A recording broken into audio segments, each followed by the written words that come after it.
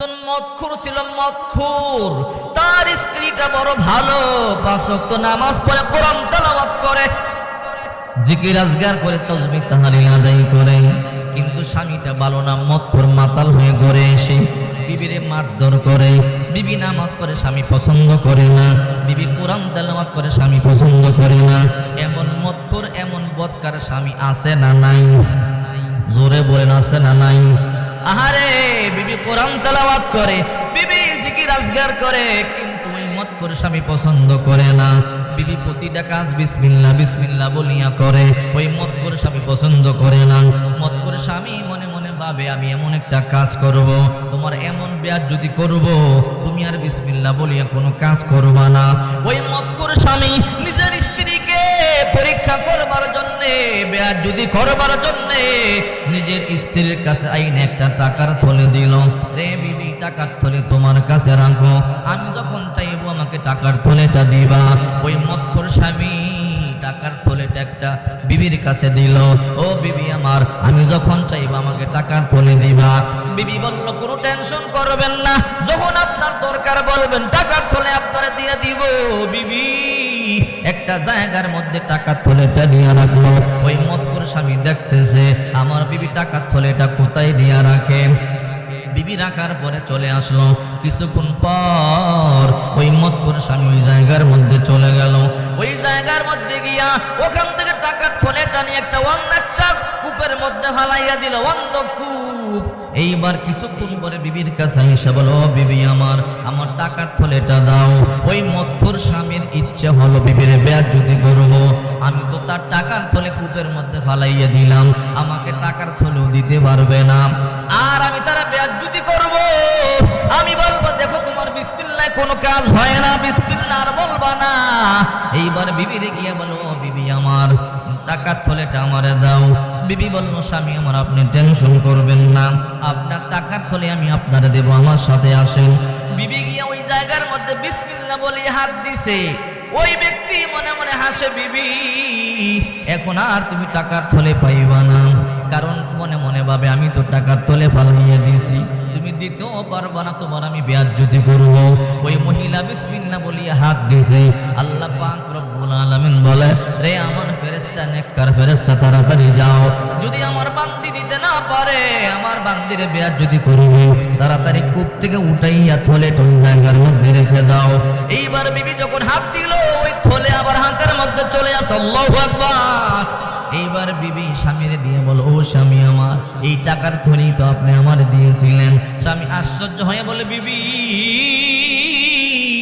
আমি বুঝতে পারলাম না রে বিবি, এই টাকার থলে তোমার কাছে দেওয়ার পরে কি হয়েছে জানো? বলে, না জানি না।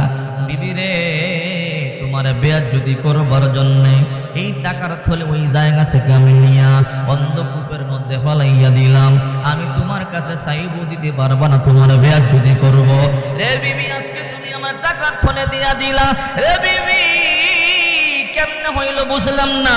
বিবি বলে, ও স্বামী আমার, এটাই তো বিসমিল্লাহর বরকত। আমার আল্লাহরে আমি ভালোবাসি, বিশ্বাস করি, এই জন্য আমার আল্লাহ আমার বেয়াজ্জতি করবে না। আপনি আমার বেয়াজ্জতি করতে চাইছেন, আমার আল্লাহ আমার বেয়াজ্জতি করে নাই। আমি হাত দিতে দেরি, অন্ধকূপ থেকে থলেটা উঠাইয়া আল্লাহ তাআলা আমার হাতের মধ্যে দিয়েছে।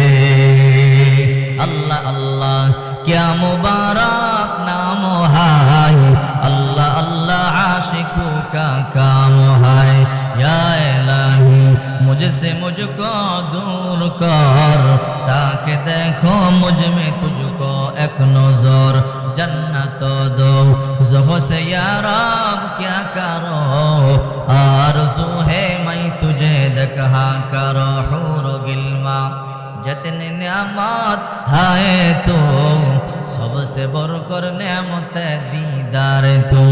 এই জন্য আল্লাহ পাক রব্বুল আলামিন বলেন, মান আমিলা সলিহাম মিন যাকারিন আও উনসা ওয়া হুয়া মুমিন ফালানুহয়িন্নাহু হায়াতান তাইয়্যিবা ওয়া লানাজজিয়ান্নাহুম আজরাহুম বিআহসানি মা কানু ইয়ামালুন। তোমরা বেশি বেশি নেক আমল করো। আল্লাহ পাক রব্বুল আলামিন বলেন, আল্লাযী খালাকাল মাউতা ওয়াল হায়াতা লিয়াবলুয়াকুম আইয়ুকুম আইয়ুকুম আহসানু আমালা। আমি মৃত্যু তৈরি করেছি, জীবন তৈরি করেছি, আমি আল্লাহ তাআলা দেখতে চাই তোমরা কেমন নেক আমল করো, কার আমল কত সুন্দর। যার আমল যত ভালো, যার আমল যত সুন্দর, তার দাম আল্লাহর দরবারে তত বেশি। ঠিক কিনা বলেন? এই জন্য বেশি বেশি নেক আমল করবেন, বিপদের মধ্যেও নেক আমল করবেন, সুখে থাকলেও নেক আমল করবেন। কিন্তু দুঃখের বিষয় আমাদের দেশের মধ্যে অধিকাংশ মানুষ, সবাইকে বলি না, সুখে বললে আল্লাহকে ভুলে যায়। ঠিক কিনা বলেন? বেশি টাকার মালিক হলে নেক আমল কমায়া দেয়, বিপদের মধ্যে পড়লে আল্লাহকে ডাকে, সুখে পড়লে আল্লাহকে ভুলে যায়। কথা বলেন ঠিক কিনা? অথচ আল্লাহ পাক রব্বুল আলামিন বলেন, ইয়া আইয়ুহাল্লাযীনা আমানুস্তাঈনু বিস-সাবরি ওয়াস-সালাহ ইন্নাল্লাহা মা'আস-সাবিরিন। নিশ্চয় সবরকারী যারা, তাদের সাথে আমি আছি।